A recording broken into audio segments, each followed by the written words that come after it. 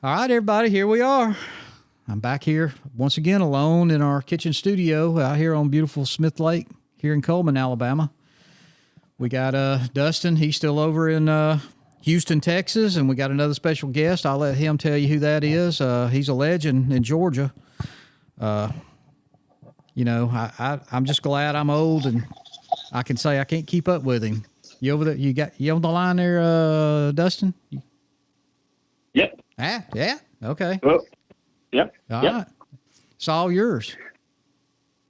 All right. Well, thanks for everybody joining us tonight. We do have a special guest, and he's become a dear friend of ours, and he's a heck of a caller. We got Nick Wilson in the house tonight. How are you, Nick? I'm doing good, boys. I appreciate y'all finally having me on. Didn't think I was going to get the opportunity. Ooh, Well, low. We've been ready. I thought y'all was hoping. I thought y'all was going to get Cody on before me. well, I thought about it. We didn't know if we could afford you, Nick. And Alex turned We us didn't know if we down, could so, afford you know. I mean, Alex a lot of on a big people. trip, so I'll give him a little credit. Yeah. Yeah. Well, most of you guys probably know Nick from talking about it outdoors, but on another note, he's a hardworking blue collar man and loves to play golf and a lot of other things. So we definitely want to get into all that. And you're leaving out one of the most important things. He builds some of the best mouth calls in the stayed in my pocket all spring. Really, the only mouth call I used until I lost my pouch. But yeah, he is also the owner. Is what's the name of it? Nick Wilson Calls. Is that what it is, or Wilson Game Calls? I call it Wilson Custom Calls. Yeah, it's just my last name, and I guess we just do the custom on there. Just I don't know. I guess because I do them by hand. I don't really know why. Well, that's custom. They're not running on some kind of machine. That's right. Handmade, one at a time. Fair point. I wouldn't doubt you ain't making calls tonight. Well, I've done sit here and made about 50, so I think the more podcasts I can do, or just get on the phone and shoot the breeze with somebody, the more I can get done. Yeah, we did go. You'll be caught up for spring.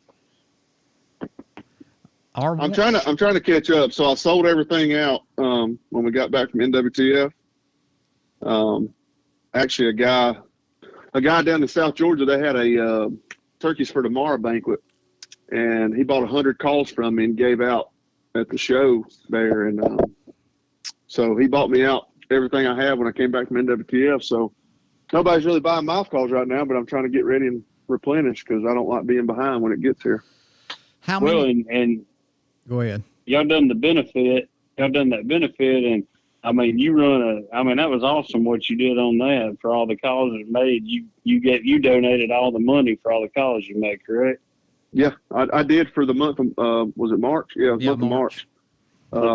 Yeah, we had an outdoor show here by our house, and I donated all that money, and it wasn't a lot of money, but it was a good bit. So, hey, well, for what y'all did for that family and that young lady, man, that was outstanding work. Outstanding. It was, man. I think she's doing really well. Haven't seen many reports lately from her family, but the last I heard, she's kind of getting up and walking and feeling better and getting out and about, and she's home. And oh wow! So yeah, Alex keeps in touch with them a little bit more than I do. But yeah, she's on a slow road to recovery. So she's doing real good. I hope she's in the turkey woods down there when you guys are down with KT and his crew next spring. Hopefully she'll. I hope she makes it down there, man. I really do. I don't know how long a road she's got to recovery, but yeah. Well, I mean, it gives you a something to strive for. For sure. Sure. But getting on your mouth calls, how many different types of calls you make? What different cuts you carry? You know what? Right now, I'm just kind of sticking with 4 different cuts. I do a ghost cut, a bat wing, a combo cut. I'm going to start doing a V cut again. I've got back to where I can run a V cut again. I didn't want to sell anything that I couldn't make a sound on. So started playing back with the V cut. So I have I'll have 4 this coming year, NWTF, as we kick it off, and then we're going to launch a Chasing Weekend series. It's going to be a 3-pack special that we're going to be having NWTF, and y'all are the first to hear about it. So really, all right. Well, yeah. Well, I put my order save in. save us a pack. We'll be getting them. Yeah, we've kind of come up with a couple names. I think we're going to have that's our YouTube channel, it's a Chasing Weekend. So I think the 3-pack special, we're definitely going to have Friday night special. That's going to be one of the cuts. And then I think Amen's going to be on Sunday. We ain't made up one for Saturday yet. So we're going to name each one of them kind of by the day. Hey, that might make a good topic on the podcast or on your social medias. Get people to send in, the Saturday night special or whatever they want to name that thing. That's right. That'd be pretty cool. Cool. Yeah. All right. Before we get too far down the road on all this, we're going to learn everything about you tonight. So I want you to kind of fall on back to maybe how old you are when you was born, what you did, how's high school, when you started hunting, how you started hunting, how you got into turkeys. I don't really care about golf, but you can tell us about that too. But I feel about golf like you feel about fishing. But so yeah, just back up and because all of this leads up to how you and Alex probably come together somewhere down the road, and this thing, Talk About It Outdoors, was born somehow. That's right. That's what I want to learn about too. But I want you to back up and just bring us up to how you got to where you are now. Well, I'm 30. I'll be 39 years old in August. I was born in 1985, so I'm a young buck compared to you, is what you said earlier. Yeah, you're right. I grew up right here in the same hometown I live in now. Started off hunting as a very early age with my dad. I think my dad started taking me rabbit hunting at a very early age because he didn't want to drag me out deer and turkey hunting, but he always took me rabbit hunting. We always had beagles, and that's kind of where my love fell in for it. And then he'd drag me along deer hunting. He'd climb up in the top of a pine tree seemed like 60 foot when I was a kid, and he'd leave me at the bottom of the tree. He'd build me a little ground blind down there and stuff me in it, and he'd lead me down there and killed my first deer like that with him, actually. I fell asleep, and he'd whistled at me, woke me up, and I woke up and shot it. What kind of gun were you using? Turkey. You know what? I was using a 12 gauge with buckshot on that one. That's the only deer I've ever killed with a 12 gauge buckshot. Wow. Well, that little kid too. Yep. Okay. Yep. Killed it on November 23rd on that's my dad's birthday. It's the 23rd. So I killed it on his birthday, and it was actually Thanksgiving Day. I remember it like it was yesterday. Wow. But turkey hunting, my dad was always a big turkey hunter. He always used, it always seemed like he used bow season and turkey season to scout for deer hunting. Like he never was a big serious turkey hunter. And we would always go and get out and beat the bushes down and walk and mess with them. And I kind of took a liking for it and always wanted to call. And at an early age, I probably took on, it was before I could even drive. I was probably 12, 13. I'd start picking up calls. And when we'd go turkey hunting, he'd let me do the calling. And I always had a love for it, but never really took it serious. And then got on up into high school and started doing a lot more hunting myself, and then got out of high school and I had a job where I could hunt 3 days a weekend. So I was hunting every chance I got and tried to get better and better, and really loved deer hunting and turkey hunting, and still do. We still do the same thing. We're pretty much deer hunting in the fall. As soon as deer season's over, we turn the beagles loose, and as soon as rabbit season's over, we're turkey hunting. And but my love for turkey hunting is far surpassed those other two. So yeah, that's kind of my story. Me and Alex met. Me and Alex, our county's pretty big over here in Georgia, and Alex and I went to different elementary schools, and we actually went to we went to the same middle school, but I was a little bit older than him, and him and I met in high school. And I was just, as he says, that I was not so friendly of a person. I was a smart aleck to him, but I liked the boy. I could tell he was a hard worker. He was a farmer boy.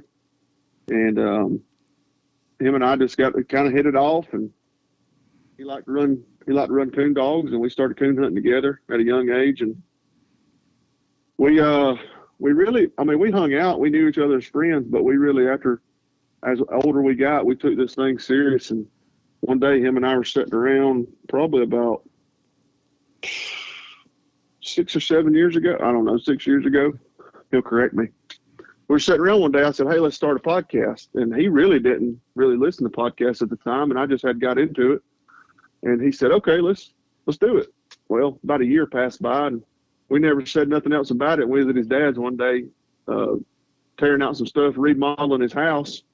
And it'd be the house y'all be staying in when y'all come for the bow shoot. We're tearing out some carpet.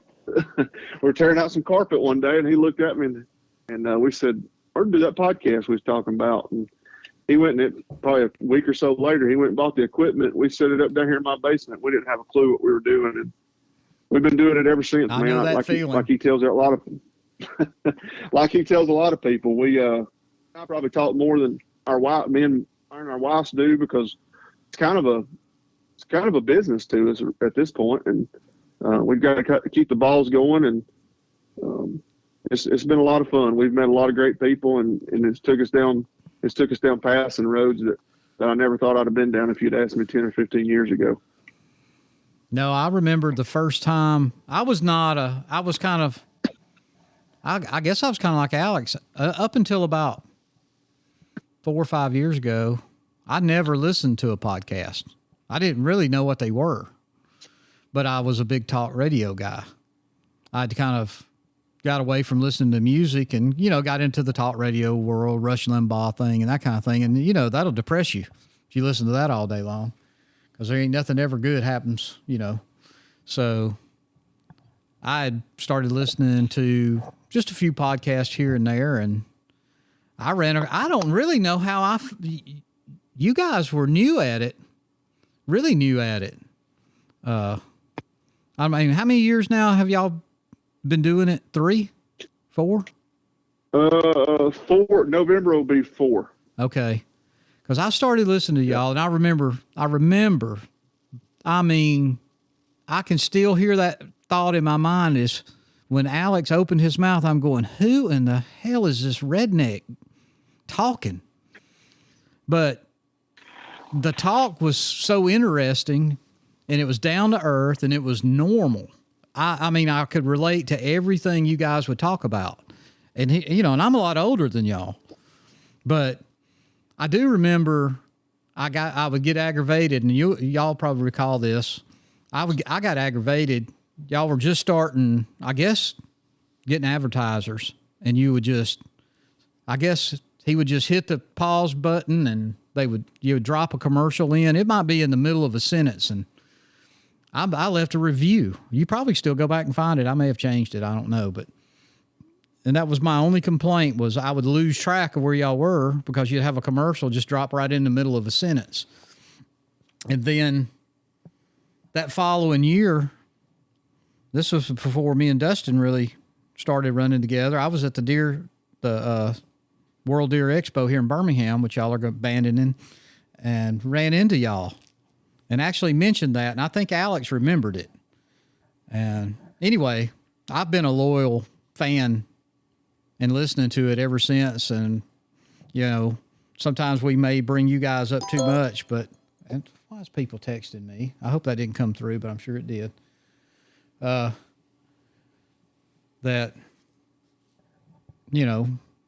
yeah, learning from you guys, I don't want to copy you, but some of the stuff y'all do is unique to the podcast world. Everything's so spit and polished. You know what I'm saying? When you listen to, and I love him to death, the Fistful of Dirt. I mean, it's a production, and you can tell it's well edited, and Lauren does a great job on it. But I like the down to earth. I'll be honest with you, y'all have a lot of guests, but I enjoy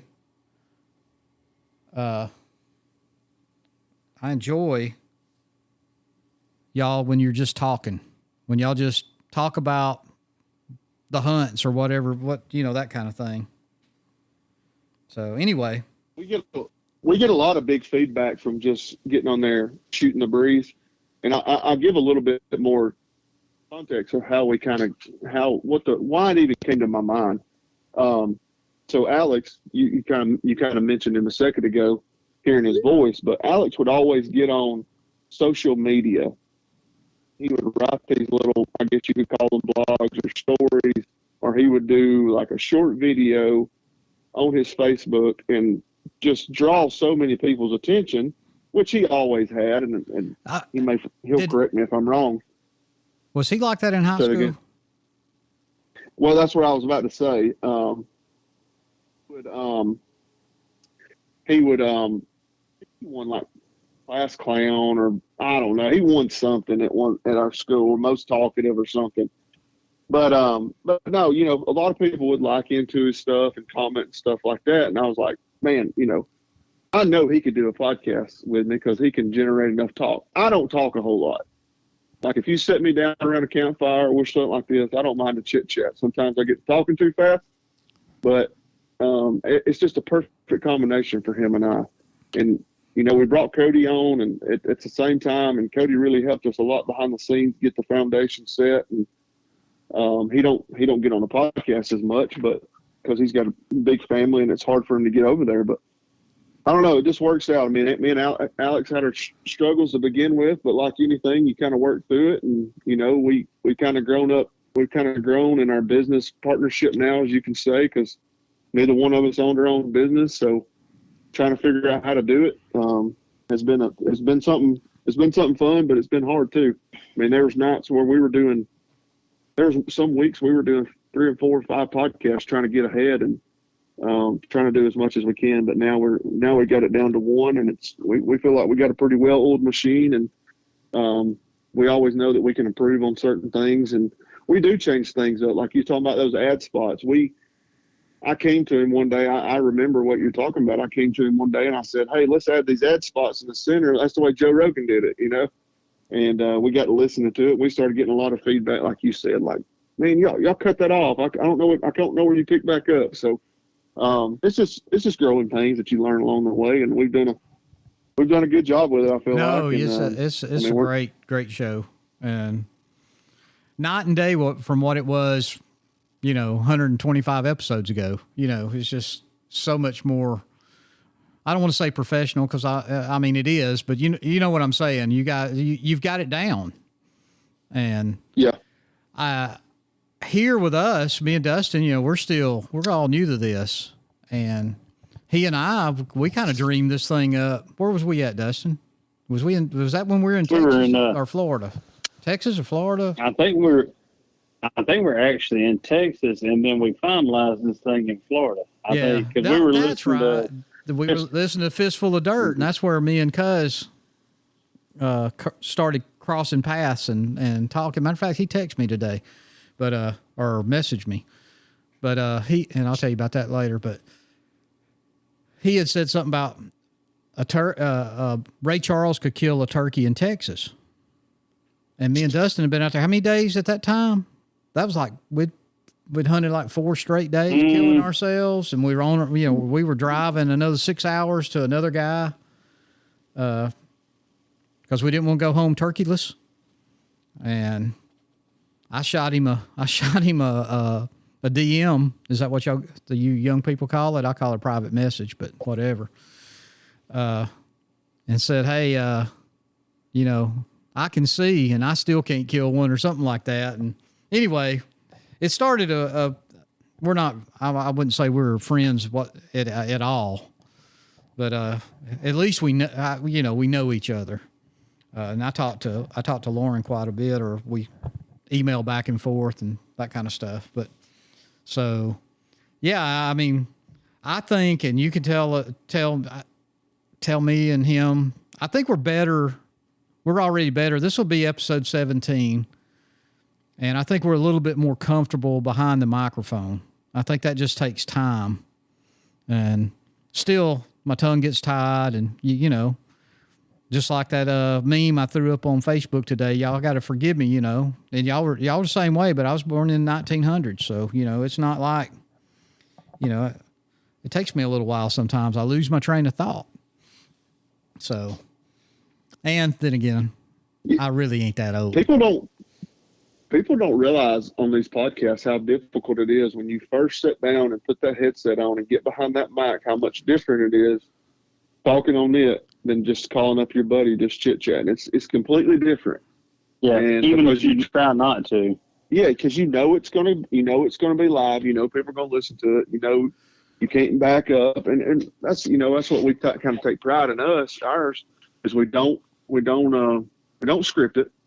We might write a couple questions down that we really think about through the week, but we don't script anything. We don't edit it. We just kind of shoot from the hip and ask questions, and it kind of helps us because Alex comes right out of the gate like a bull in a china shop. He'll get his questions over, and then the old caboose comes along and switches up. So it's a good partnership. We have pretty much stole that format because first off, I don't have time to worry about editing and all that kind of stuff. I don't, we'll do this. This thing probably won't. Well, it probably won't be out until Tuesday because I'll carry this thing back to work with me, and that's where it gets uploaded to the site where that distributes everything and where we do all of our stuff. I mean, the only thing I do is we have they have an AI auto leveling thing, so if one person's not as loud as the other, it kind of brings everybody's voice up to the same level. But other than that, I put a couple our beginning little bit of music and our ending music, and that's all I do. I don't have time. If I was retired, which I hope I get to do here in another year or two, it may be a lot more polished. We may go to selling a little merch here and there. I just don't have time for it right now. Dustin don't have time for it. Hell, he's not even at home. I mean, I don't even know when he's coming home. I don't either. That makes two of us. Well, so, just take your time with it. I mean, that's good advice. Just take your time with it, and it'll continue to. You'll find like an avenue like you and I were talking about yesterday. That'll just kind of work for you. You'll come up with your own kind of scheme, and I mean, we just kind of. If I'm riding down the road and something pops in my mind, I'll put it on our notes. We share a notes page, and I'll put it down, and I'll be like, "That's what I want to do a podcast on," and we'll find some material and come up with it. So hell, I think you got to stay in seasons, though. You know what I'm saying? Because nobody cares. Nobody cares. There's not many people out there that care about the turkeys right now, and there's a select few. God, and more than likely, they're probably. You know what I mean? Though? I mean, I know. And we saw this with our YouTube. I was telling somebody this weekend, our YouTube just completely fell off. Probably the third week in April. We were getting decent views for our small channel, and then about the third week in April, it was like the light switch is done. Everybody's making vacation plans. School's almost out. The serious turkey hunters, we're still turkey hunting, but people were done with it. So we kind of learned a lesson on that as far as our YouTube drops and stuff like that. We're going to start cutting them off next year, mid-April. Okay. So I enjoyed the YouTube.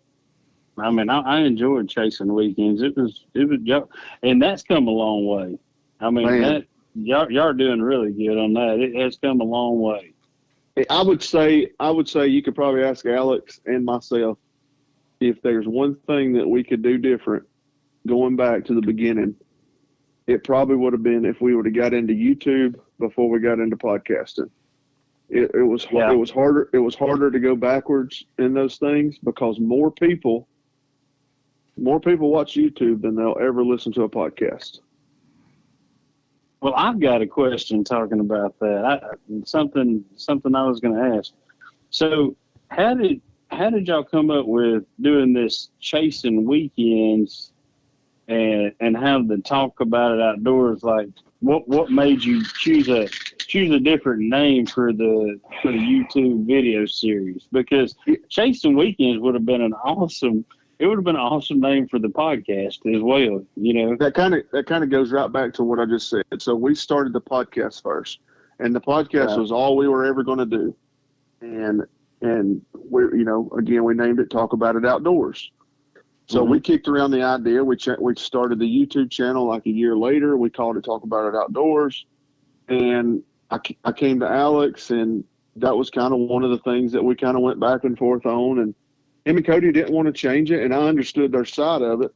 But my side of it, and I guess you could say for the better part of it, I got my way on it. But Talk About Outdoors to me did not sound like a YouTube hunting channel. Right.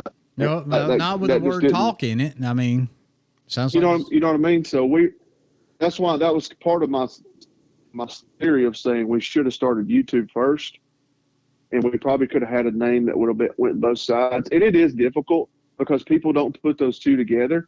And maybe I'm wrong. Maybe I'm wrong for starting that or wanting to start that.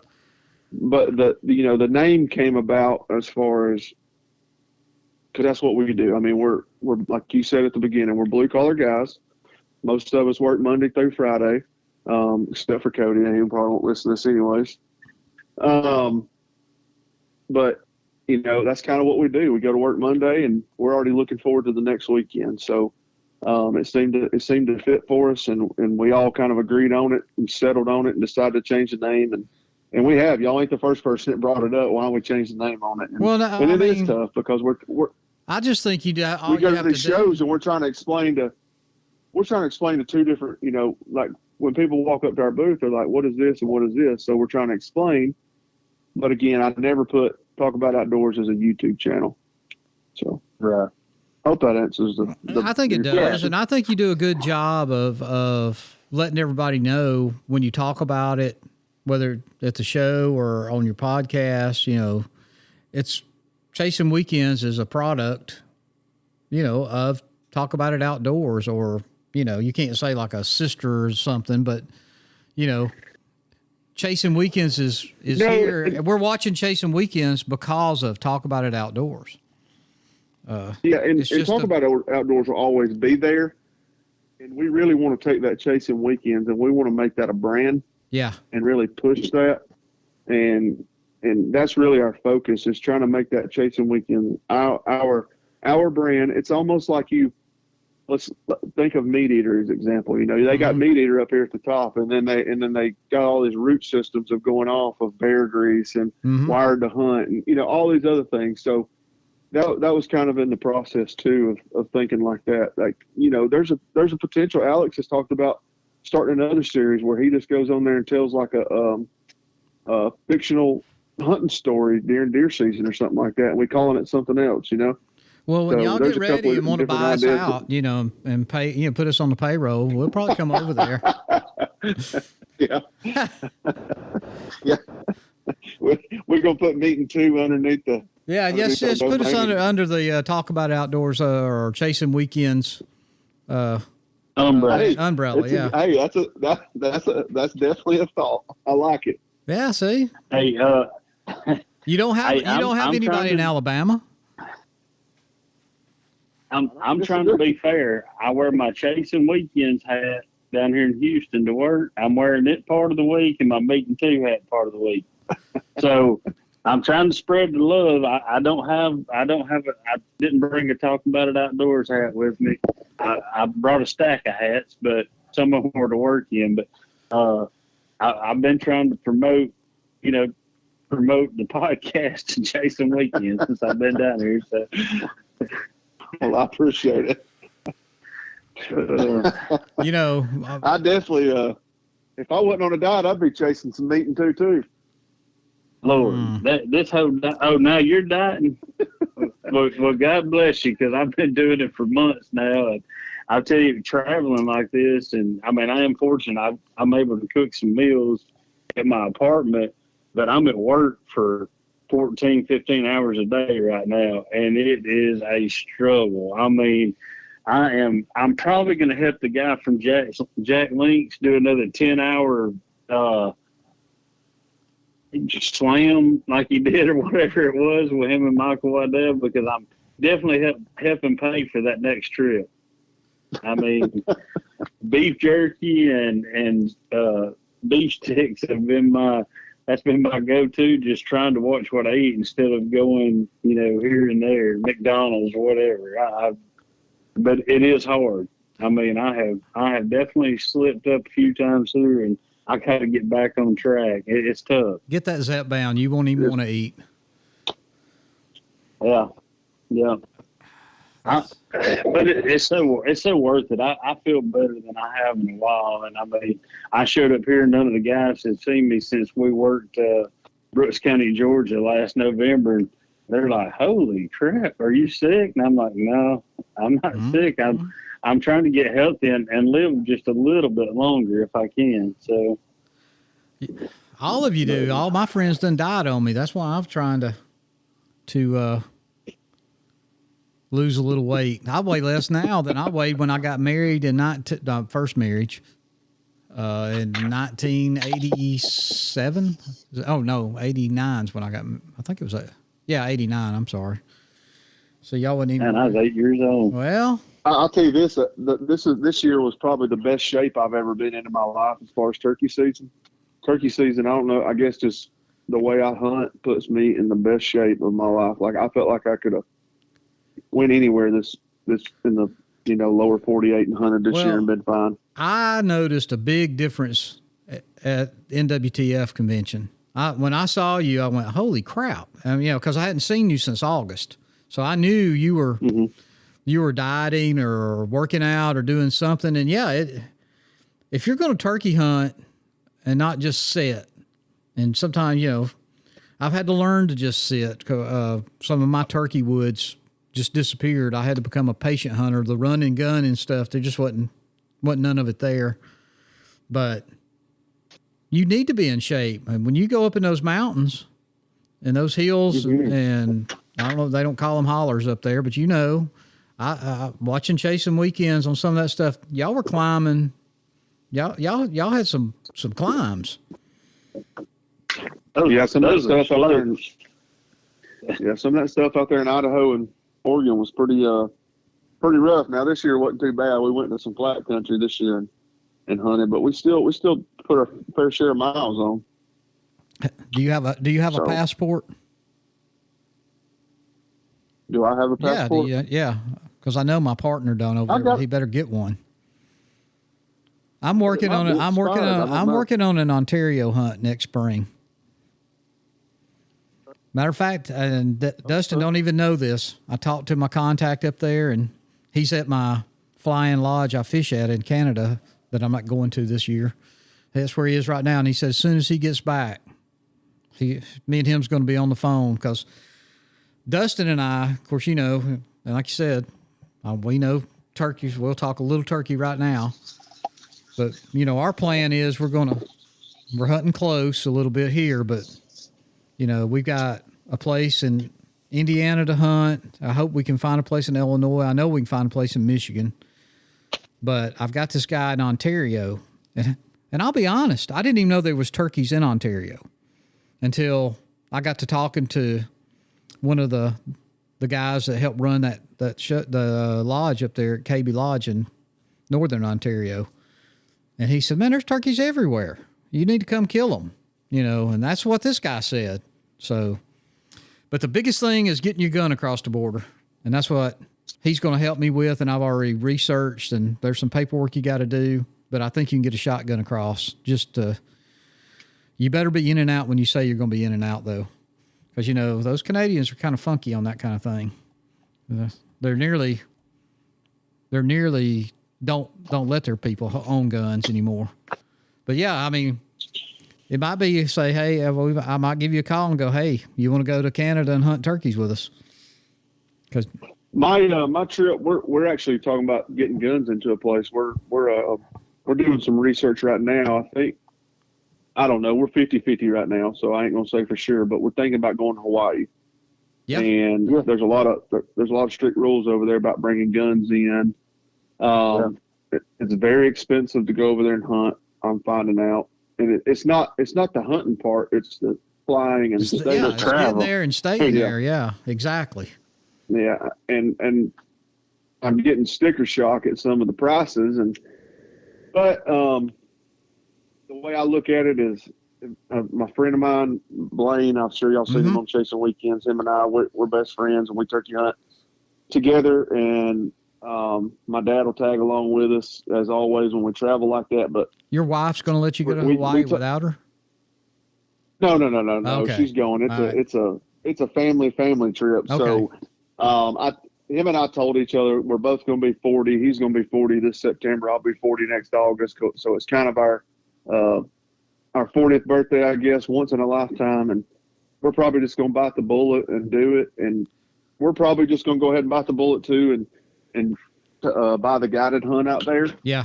I've got in touch with this guy out there. So I don't know, man, we're leaning pretty hard on doing it right now. And again, I'm sure everybody would do it if the price wasn't so bad, but it's a 12-hour flight from Atlanta. So I know that flight all too well. I was stationed there for 4 years in the Army. Oh, really? Yeah. Yeah. We, now, are the turkeys on the Big Island? Is that where they're at? They're on the Big Island. Okay. Mm-hmm. I don't think the Big Island is such a big destination for like tourism as far as I think most people go to Honolulu and stuff like that. That's Oahu. But I've heard the Big Island has got some of the best scenery as far as. Well, it does. The volcanoes, they got a volcano state park there. I mean, there's a lot of very cool stuff on the Big Island. I've talked to this guy a couple of times on the phone. Super nice guy, but he's helpful. He's been super helpful with everything. But I think when you go into Hawaii, if you take a gun with you, you have 1 hour from being there to go by the police station and check it in. So you basically just have to run it by there. I think you take fingerprints. They take your serial number, just check it in. You show them your bullets, and then you can go. Is that like state police, or is that the local police, or? I don't know. I don't know that to be. Well, see, I think we're going. He recommended me. We're going to let you get over there next year and see. You'll have all the kinks worked out by the time me and Dustin make it. That's fine. I don't mind. I'll get them kinked out. Yeah, we are planning on that trip. So, say that again, Dustin.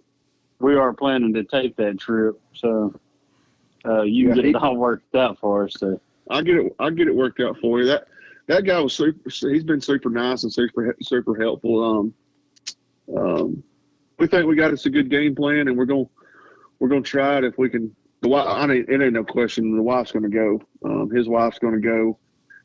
He's got to buy 5 plane tickets though, because he's got 3 kids and he's not gonna leave them behind. So so he's gonna have quite a bit of an experience. So, Dustin, have you thought about that? About taking my kids? Yeah. Oh, okay. Never mind. I'm sorry, Boo. No, I'm sorry, Boo. Hunter's a grown man now. He'll understand, but Grace, I don't know. Well, hey, me and Laura, we didn't, by the time we do this, so me and her, we didn't really make a big deal out of our 20th anniversary. We'll be married 21 years, July 4th. So I'm thinking maybe the time we get this all done, maybe we'll go around our 25th anniversary. I'll be dead. And that will be. What the hell are you talking about? You will not. Listen. Man, that's 4 years. You're going to be dead in 4 years? Hell, probably. I work in Birmingham. You see how many people get shot down there every day? Yeah, but you're going to retire. Yeah, well. Dustin, I will give you a shout out, Dustin, because that Hunt 49, what is it called that you found? Yeah, app? Hunt 49. Yeah, Hunt 49. It's great. It's been super helpful, man. I look a lot of stuff up. Now, again, I just found out about it this year, but it's been real helpful for a lot of these states. Well, like I said, me and Anthony, we've seen them in Nashville, but I thought it was some kind of, I didn't really know. I thought it was like maybe a show or, maybe some guys that's working on the, 49 or whatever. I wasn't sure. And then I actually heard the guy that created it or whatever, he was on another podcast. And so I started listening to it. I downloaded the app when they were talking about it. And then I of course, passed it on to Anthony, and then we passed it on because I was amazed at the amount of information you can get off of it. Y'all need to call them old boys and say, y'all get a sponsorship much as y'all plug them. We do, actually. I do want. I'd love to have them on the podcast. To me, though, yeah, I mean, they're a company that's just right to be gobbled up by like a meat eater. You know what I'm saying? Somebody, Onyx or somebody throw them in there, click on our Hunt 49. Or a lot of copycat companies because they've already put all the information on there. Yeah, you're right. So, but I will say this though about it. It does go over there and look at it. It doesn't have every detail on there. You still got to go in there and do some research on it. Oh yeah, it gets you started in the right direction. Yeah, because it is, some of these out-of-state places can be so frustrating to navigate through, to figure out what you have to do, because you get this zone system crap, and then you got these preference points, and you can buy this state, you can buy over the counter, this state you can't. It does get confusing, and I could see where a lot of people would. It's going to get easier with time because people are paving the way for it and have been for a little while, and now they're putting it out, so it will get easier. But the states are going to get harder with all these more people traveling in, or they're going to get more expensive. Yeah. I would say that's why Hawaii probably keeps a lot of people out from there. The guy, it's actually funny. The guy said, I recommend 3 places to stay. The guy, that guy that I called. And the reason we were deciding to do a guide, we wanted to do public. We don't care to do public land, but if we're going to be there for 6 days with our wives, we don't want to be gone for 6 days hunting down birds and we're the elevation. We're in the same boat. That we've done talking about this as well. We just soon pay and hopefully go get it done. And nothing's guaranteed. But where was I go? Oh, this guy tells me, he said there's 3 places on the island I would recommend to stay. He gives them to me. I get off the phone. Today's Friday. That was Tuesday or Wednesday this week. I look them up, and I'm thinking, this guy must think I work for Meat Eater or Michael Waddell, because I cannot stay at those 3 places.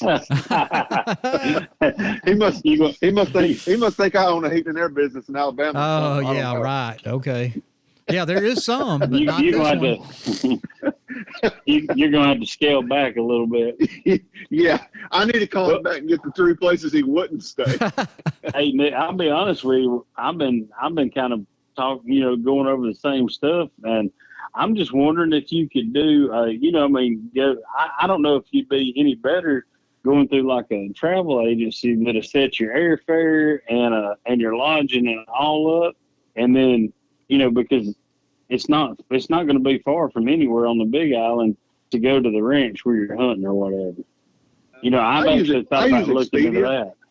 Yeah, I use Expedia. I'm sure you could probably use a travel agent or something like that, but I generally use Expedia for everything, and it gives you pretty fair prices. And I've got me alert. You can set an alert on there on those things if anybody uses them. Yeah, you can go on there because like if a plane ticket's like a certain amount, and you're not going to fly for another 6 or 8 months, you can hit the button on there and it'll alert you when the price starts dropping. So a lot of times if I think I might be going somewhere next spring, I'll go in there and plug that in, and then hit me an alert on there in case the cheap tickets come up or something. So yeah, I set up my trip. Me and my wife are going to South Dakota this fall, only because me and Dustin were up there. Matter of fact, we're staying in the same little cabins that me and Dustin stayed in. And, but I set up everything I did. I set up through Travelocity. So I have Travelocity, Expedia. I have them all on there. And, I did do my flights directly through United. I think I did them through there. Anyway, they're on. No, I didn't. I did them too. And, but I have the United app. Matter of fact, that's what I was going to do. I got this awful email today. It just said, your travel itinerary changed. We hope this doesn't, cause you any problems. And I looked and my flight had been canceled. I went, holy crap. My flight's canceled I'm flying out of Huntsville to Denver. But then I just went over to the United app and they'd already changed the flight. It's the only thing changed was the flight number. I'm still flying the same time, the same day. But I guess they just canceled that flight and put a different flight number in, which happens, that's a long way. I say it's a long ways out. It's not that far out, but it's still, a couple, 2 or 3 months out. But that's what I do most of the time. Cause I travel with a group. We went on a cruise to the Greek islands last year, And the most expensive, well, not the most expensive part, but one of it cost, the cruise we were on, the flight cost half of what the cruise cost to get there. And I wasn't sure that I wasn't being, screwed around with by the travel people and that kind of thing. And I checked, and yeah, they were a little bit cheaper.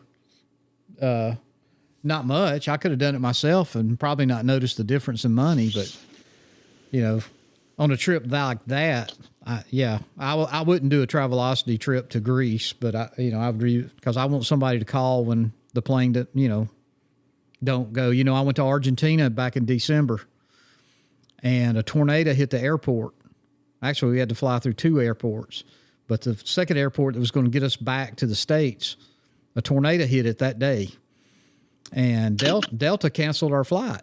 We're at the airport about to get on the airplane to drive to the tornado hit airport, and we don't have a flight to get on. But thank God we had the travel agent to call, and she said, get on the plane. It's only a couple hours flight, not much more flying from Birmingham to Atlanta.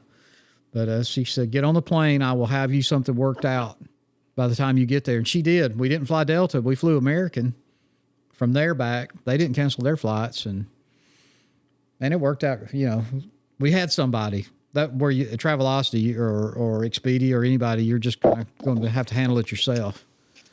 So big trips I use a travel agent, but smaller stuff. And I'm with you on the Hawaii. To me, I know it's a longer flight, but you're still flying in the United States. Everybody speaks English for the most part. They use dollar bills. So I would probably do the same thing. Now, you might get a better discount with a travel agent if you said we got, that one guy's got 5 tickets to buy and you're going to buy, I guess you and your wife, your dad, and your mom going, I guess. No, my parents aren't together. Oh, okay. No, it's just me and my dad. I'm going to get my dad to get his buddy to go with him, though, so he's got somebody to hang out with. Oh, you need to take your grandma. She worked on all them patches. Hey, why not? Listen. I knew that was coming up. How's your dad? I want to say he's 67. 57 or 68. I'm older than your dad. Well, here I am. I can hang out with your dad. Yeah, there we go. Dustin, I'm sorry.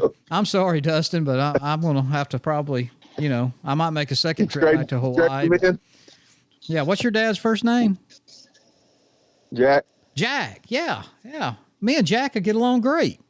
Yeah, we got a lot in common. Hey, is my phone echoing by chance? I'm sorry. I had to take my earbuds out. They were dying. No, it actually sounds good. Yeah. Okay. There was a crackle, and I'll apologize to everybody right now. I think I've crackled. I don't know if Dustin's crackled at all, but you've crackled several times talking. But when you're doing all this stuff via cellular phones and, internet or whatever, however it works, things happen. So, the Talking About It Outdoor guys, they've got too big. They were supposed to come to the studio in Smith Lake and hang out with us and fish for the weekend and swim and Nick said let's do the podcast thing, but they got busy doing calling contests. And now we're talking about something we can talk about. Well, hey, we were going to have a little local parade set up for y'all. Y'all are famous.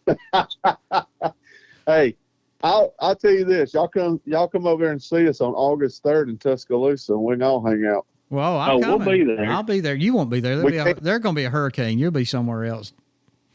No, sir. Now I'll have to leave now. We won't be able to do dinner, but if anybody's listening to this that wants to compete in the calling competition, I don't know the exact address yet, but it will be in Tuscaloosa and it will be August 3rd. So, that'll be it's 2 more in July now. Who is sanctioning these? Is this all NWTF sanctioned calling contest or what? Or, yes, I don't know how that works. I don't do that stuff. They're all sanctioned. They're all qualifiers. There's not many people that even do them that's not sanctioned because it's so cheap to do them. And these are all qualifiers. So there's 2 coming up in Georgia in July, and then that one's in August, and then there'll be another one in August in Georgia. So yeah, y'all. I don't know. I forget how long it takes y'all to get up here, but we have a outdoor show.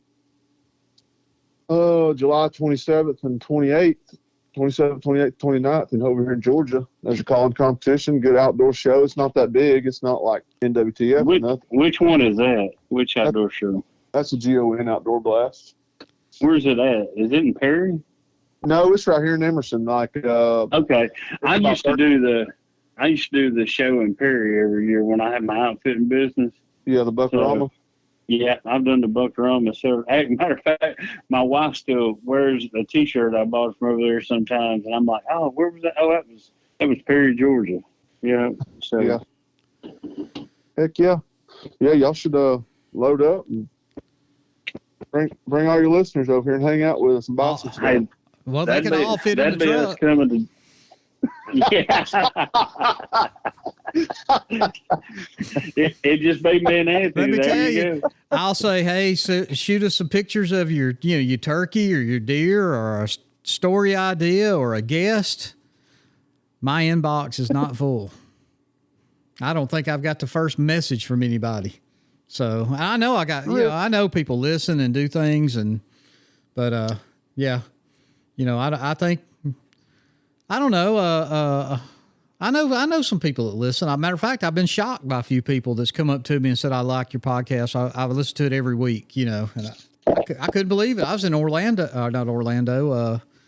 Destin, Florida at a dealer meeting I had to go to, and I had now they were from Alabama, but I didn't really know them. And they were talking about, I love the podcast, I'm going, really? What do you like about it? I didn't even know we had a listener. So, yeah, I've been surprised. I mean, there's a few people out there listening.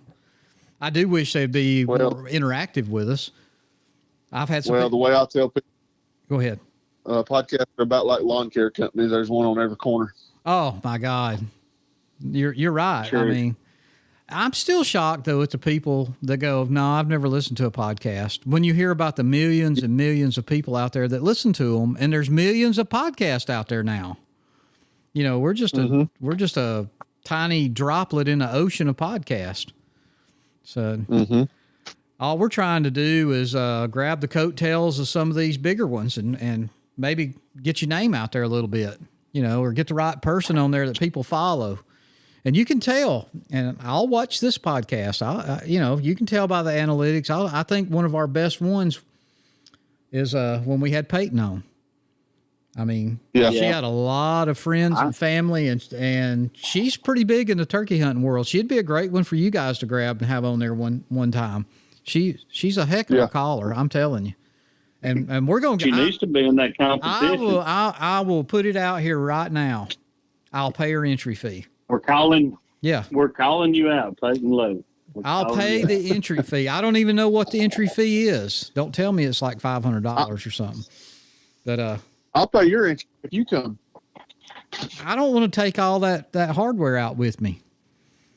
These people go, who is this guy? He just shows up. Who's this old dude that just walked in here and took over? You'll get to call against Alex, so that'll be more fun. We'd have to bring my pull truck. I don't. What do you mean? I'm not going to be blowing on no trumpet. It ain't going. You're gonna bring one of those custom calls over there. I like pot calls, but I like my mouth call. I'll be up there. You can run anything. No, that's true. I can't run a mouth call good enough for the competition call, but I think I do okay. I just can't do certain things. I don't know why. Try to at least come over. Hey, that would be a good place to show out and come over there. Y'all go over and win. And people's like, dang, who's them boys come out of nowhere? Mm-hmm. All right. Well, you're pushing brand. Boom, right there. Oh. Well, we'll just give Peyton a T-shirt and hat. Yeah, there we go. That's our, you know what? That's our ace in the hole right there. We're going to sponsor, the old Meeting Two boys are going to be sponsoring Peyton Lowe and her calling expertise. Because I'm going to tell you what, I have never been so impressed with somebody on a pot call. I've never heard her use anything else, but I'm sure she does. But I'm telling you, she can flat wear it out.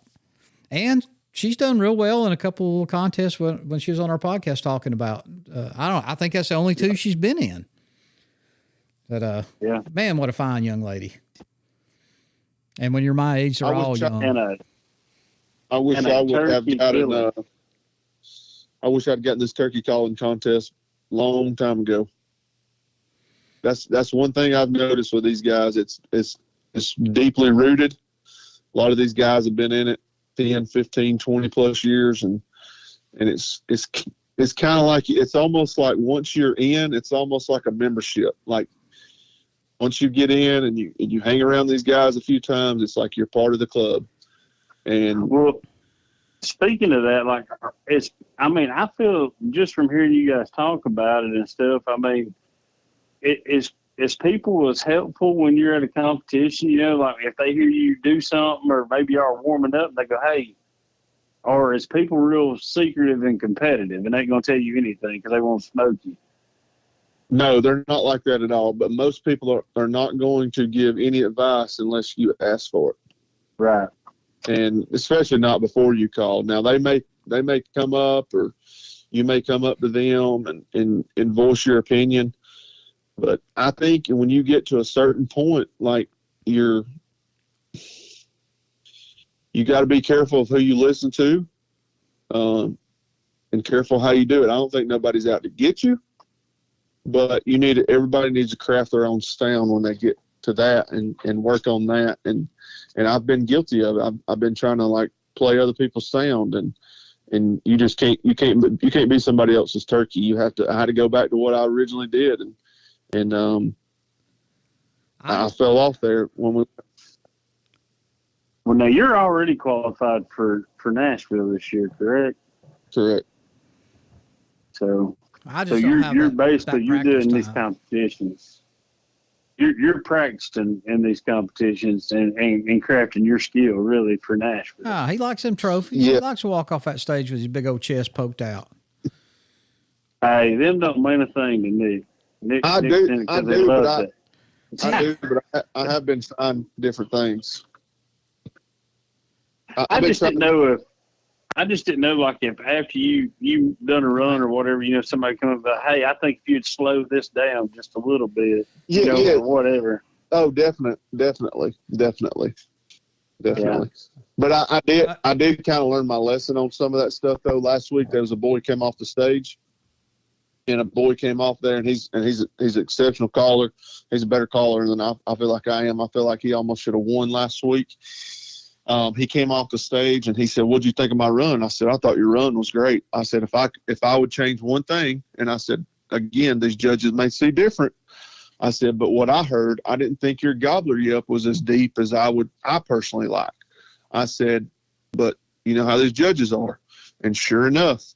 He brought his score sheets over there. I have my score sheets, and he scored a point higher on everything than I did.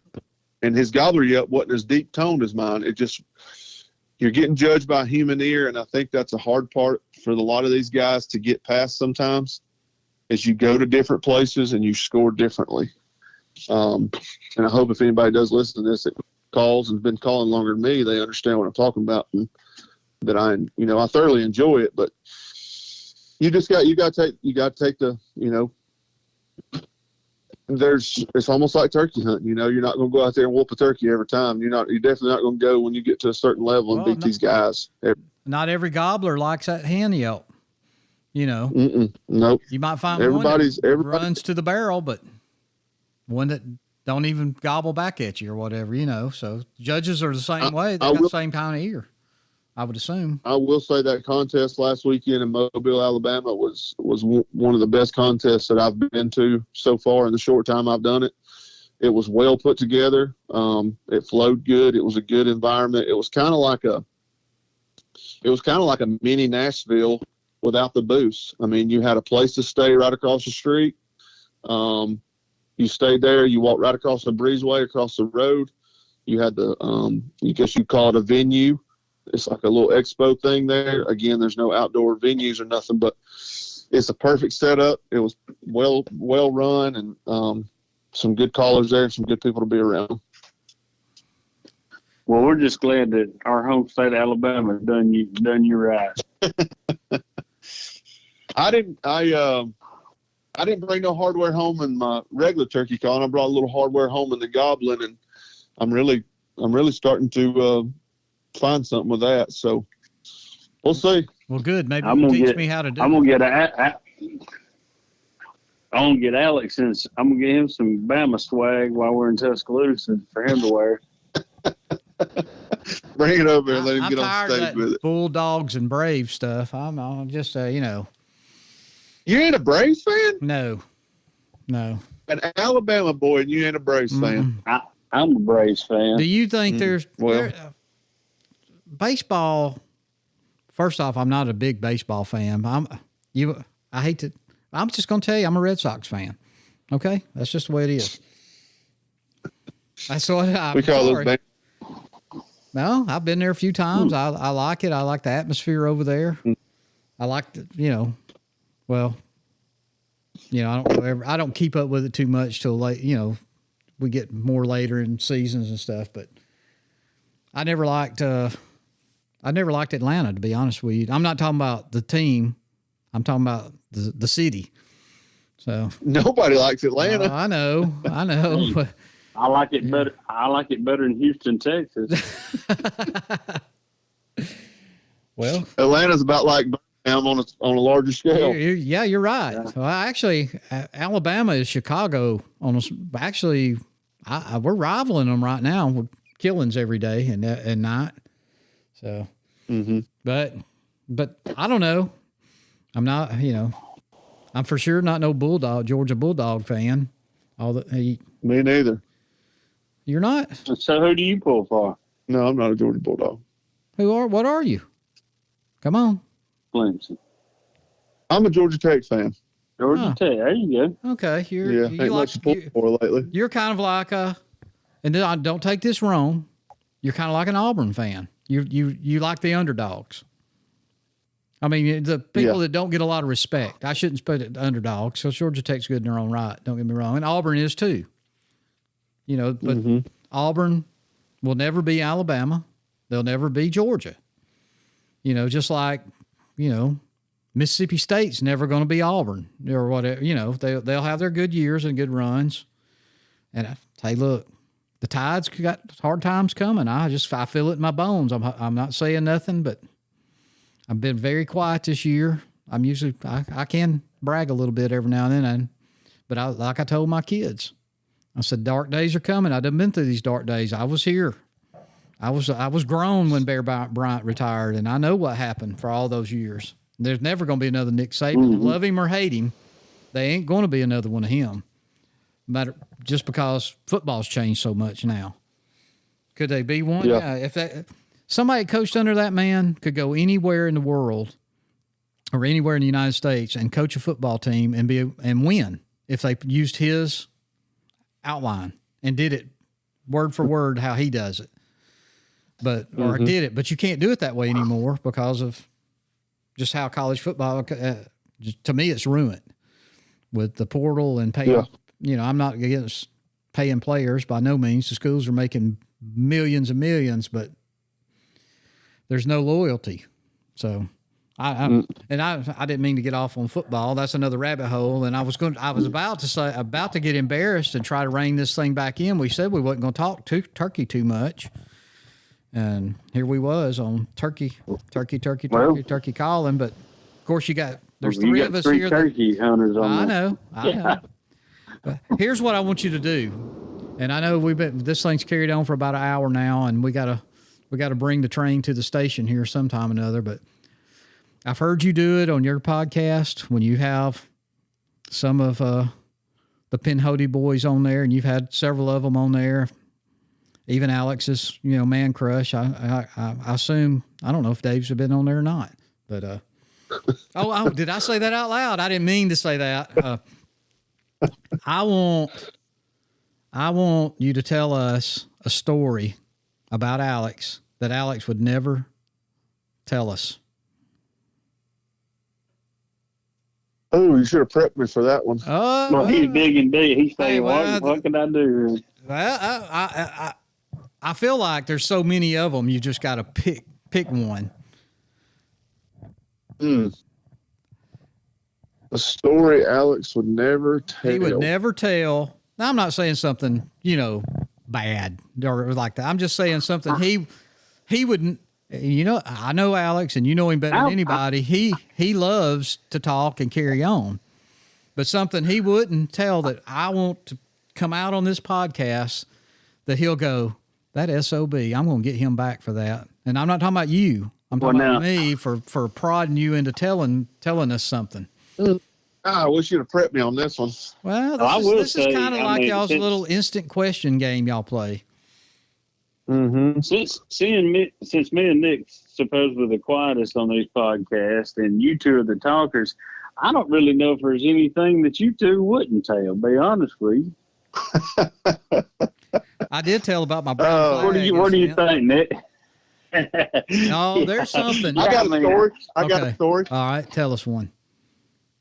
So Alex, he might have. I think he told it on the last podcast, kind of roundabout. Well, where were we? I don't know. Alex grew up. No, it was on our way home the other day, and this is kind of going to tie into my story. But Alex grew up a farm boy, and like he didn't.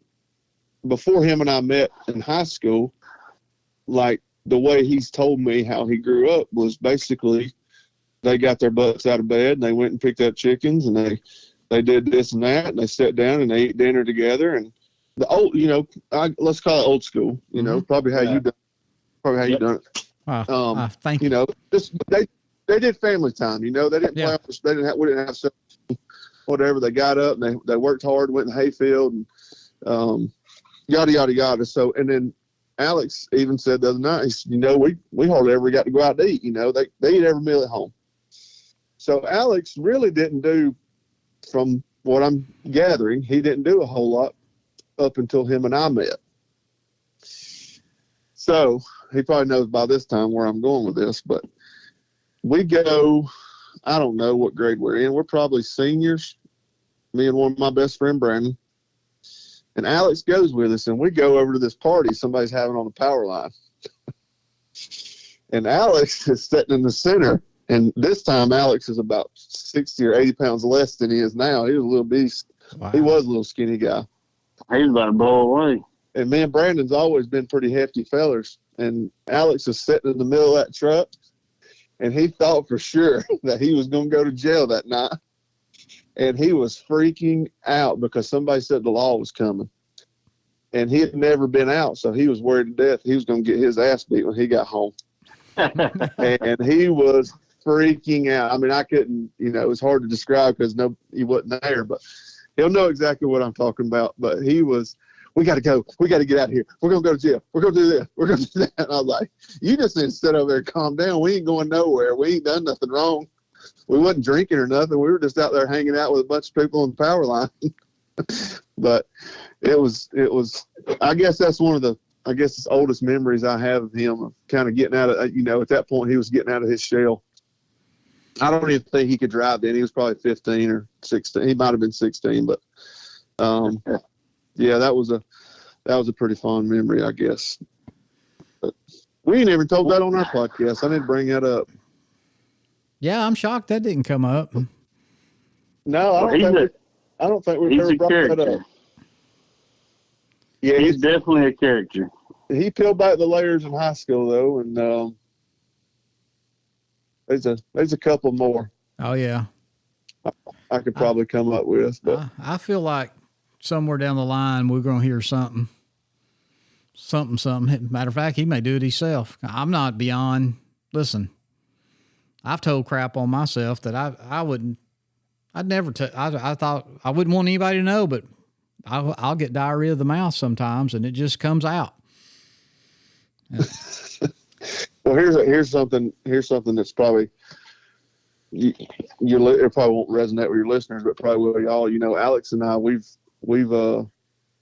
turkey hunted probably 2 or 3 times together, but he deer he actually went deer hunting with me this year over the spot I have close to my house here. You know, that's the only time that him and I was ever even deer hunted together.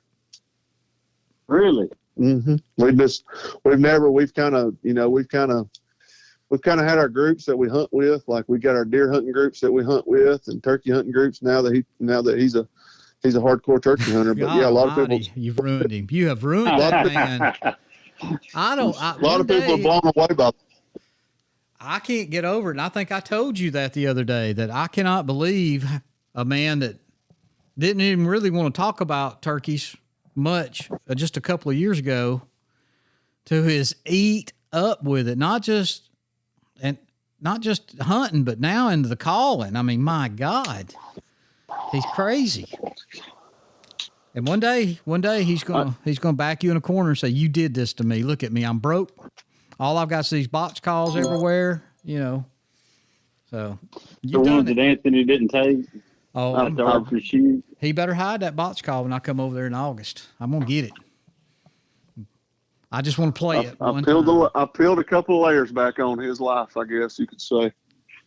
So what you're saying is you've brought Alex into the modern era, got him out in the world, got him his first pizza or something.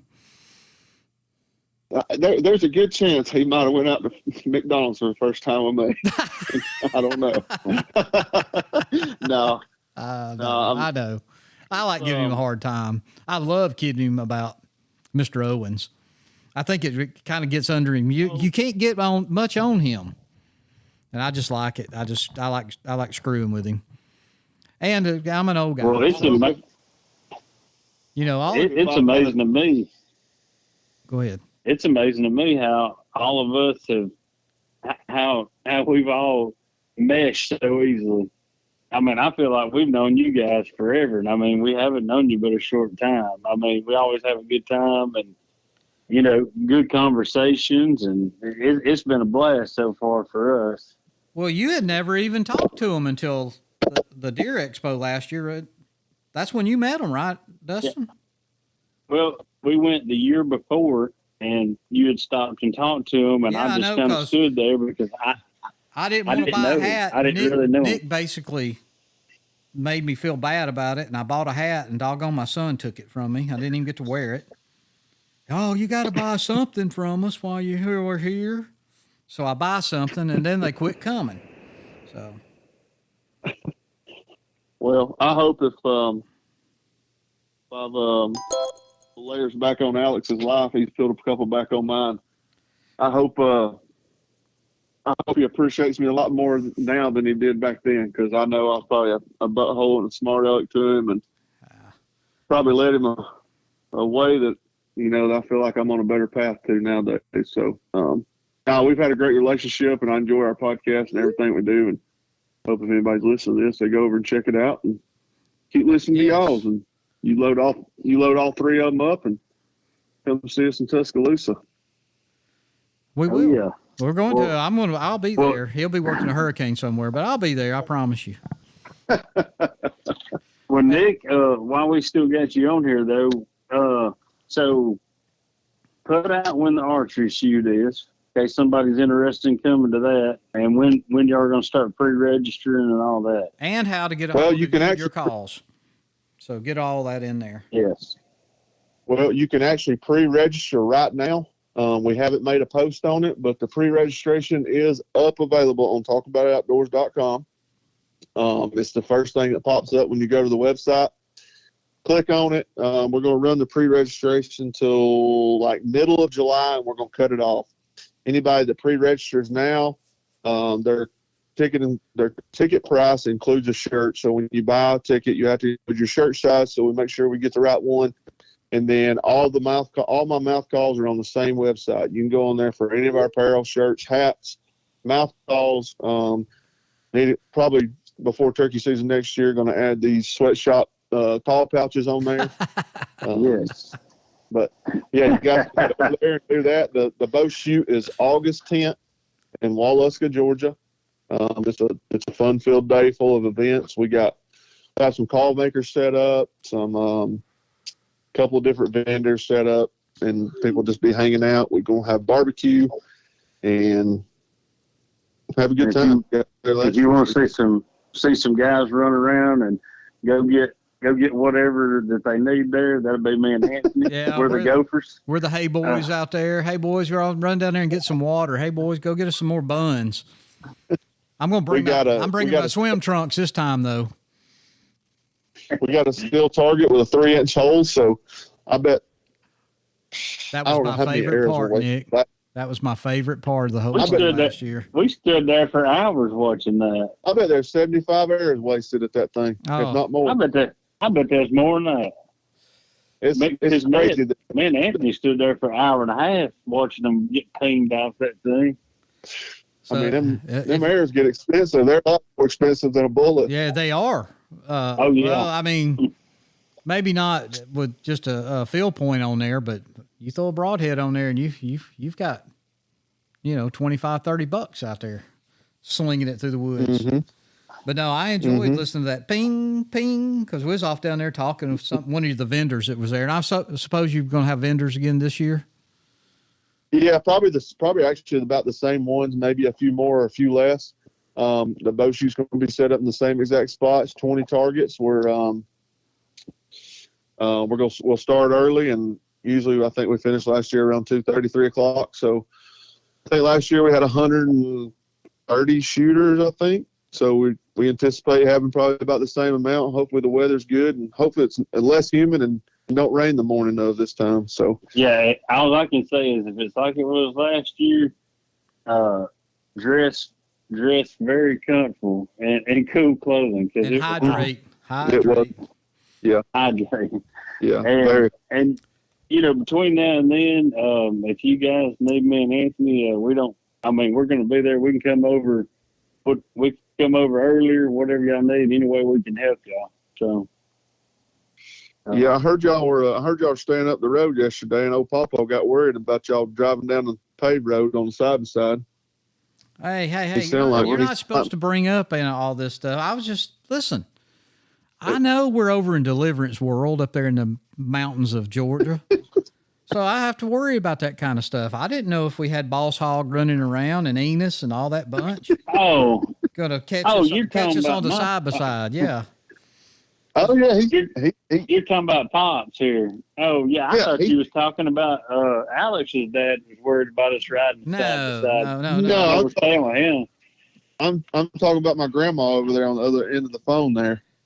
Oh no, I haven't thought twice about it. I'm bringing the buggies. I know, but I didn't want to be in no damn I don't know if them boys are been down the road or not.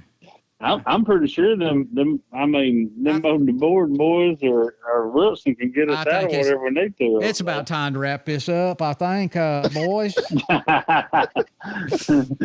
Papa's got to take his ditches out and go to bed. Actually, I've got to get up at 4:30 in the morning.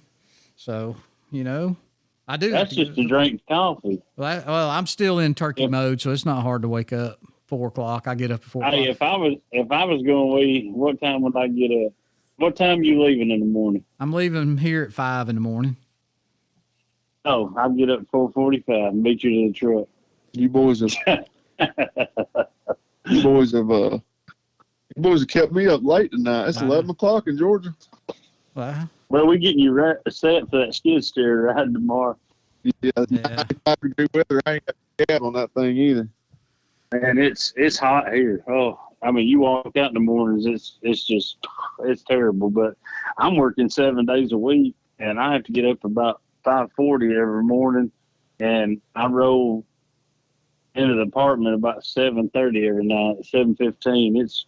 It's wearing on me with the heat. So. Well, all right. But let's land this plane. It's got to be done. Hey, before I forget, Happy Father's Day to both of y'all. Yes, sir. I appreciate that. Appreciate that. And before you go, tell them where they can go get your calls. They want to look at them. TalkAboutOutdoors.com website.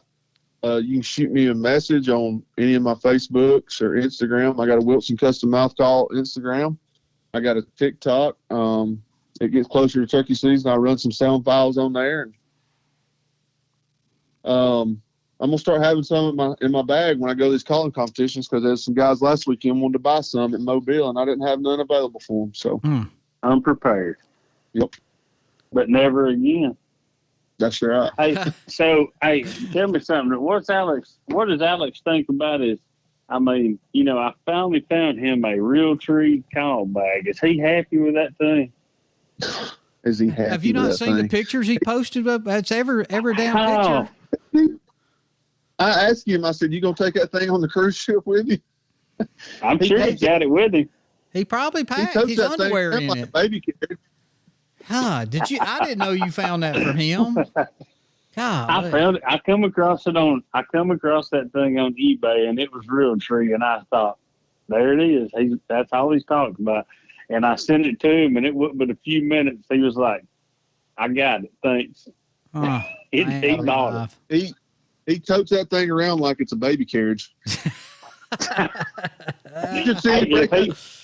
I told him he packs it like he does his turkey vest. He can barely lift it.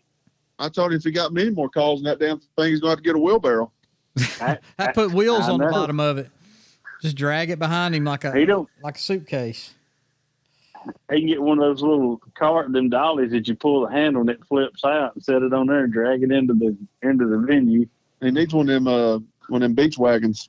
Yeah, that'd be perfect. Perfect. Yeah. Yeah.